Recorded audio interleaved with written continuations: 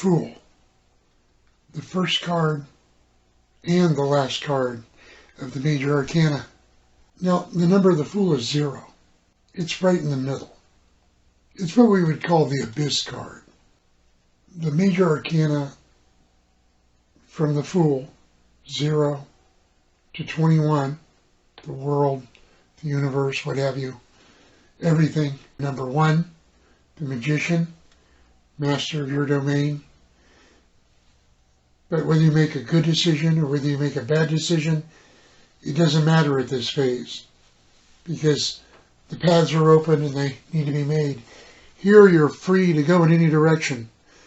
The paths have not appeared. There's not necessarily concrete choices to be had at this time.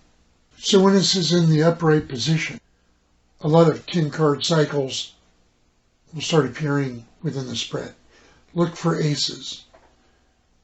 When this card comes up, aces usually do. Your aces will be younger. With some aces, you have a seed that may be germinating. With a Fool card in close proximity in the spread, the ace card will be young, just starting out. If it can even be seen by the querent. Because generally when this card appears anywhere in the reading, it's a significant card because it's a Major Arcana. And it's just so heavy in and of itself. It's a card of innocence. Starting over is a good way to put it. Because a lot of these ace cards that will be coming up, they have come up before, almost assuredly. That's just life. So when opportunities present themselves, they're usually built upon, the things that, the actions that we have taken previously provide opportunities. Opportunities for good or bad. Opportunities to become a drug addict.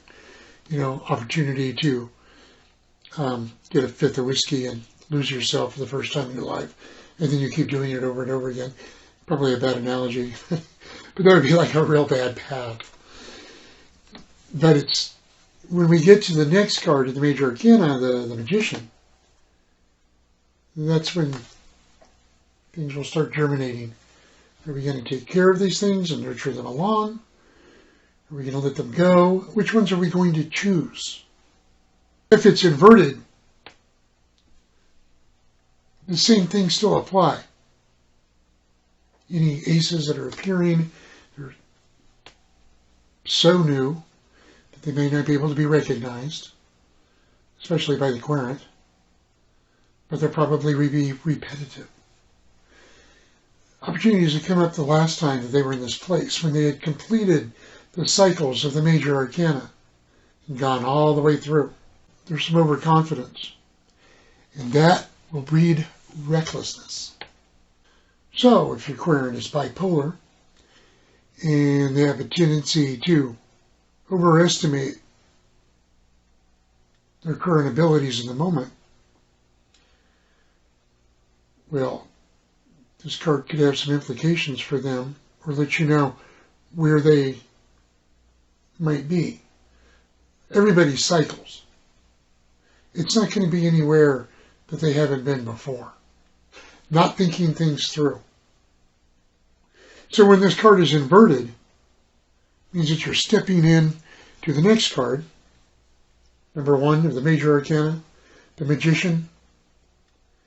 Not necessarily in control of one's domain, but having to struggle.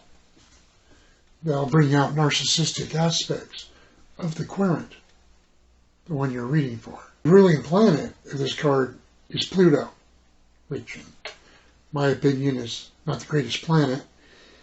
Questionable. Some people even wonder if it is a planet.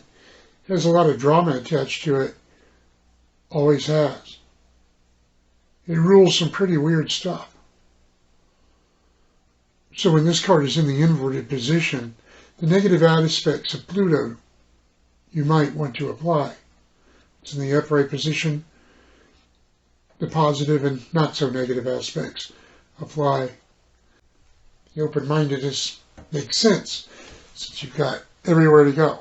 You can go in any direction, whether this card is upright or this card is reversed.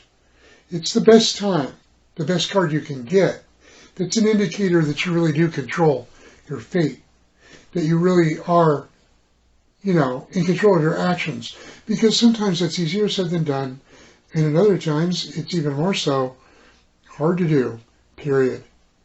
Please remember to hit that like button. Please remember to subscribe. If you want to find out more about me and what I offer, please visit StanfordTarot.com.